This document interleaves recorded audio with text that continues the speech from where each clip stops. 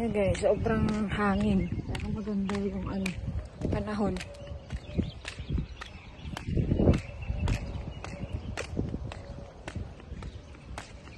Binok ko kasi pagdating ko ng bahay, kasi dapat day off ko ngayon.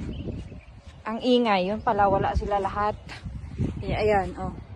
Kaya timing, paglabas ko ba, sa gitna pa ng kalsada, nag-ihi. At pati pagpupo niya, paglabas ng bahay. Ganyan kasi pag nakatray na siya eh. Pag sanay na ba siyang magpupo sa labas, ayaw niya yan sa loob ng cage. Kasi, kaya may treat siya. Kasi yan yung iniisip niya pag nagpupo siya sa labas at umihi. May treat siya, siyempre. Kaya yun yung natatandaan niya. Kaya yan, tignan niyo. Ngaw-ngaw silang ngaw-ngaw sa bahay pagdating. Wala pala sila. Kaya yan, nagbook kami. Mahangin ngayon guys. Mahangin ngayon oh. Wala na naman. Hey Yoshi, come now.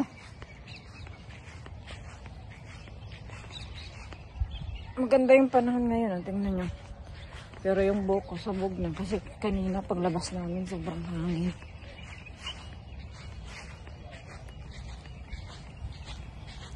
Ah, Yoshi, look, your friend is looking at you. Yosh. Look at that. Yoshi, look, your friend.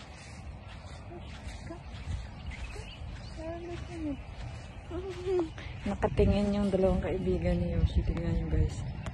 Tingnan nyo siya. Tingnan nyo doon. Diyan sa pinto. Dalawang aso yan eh.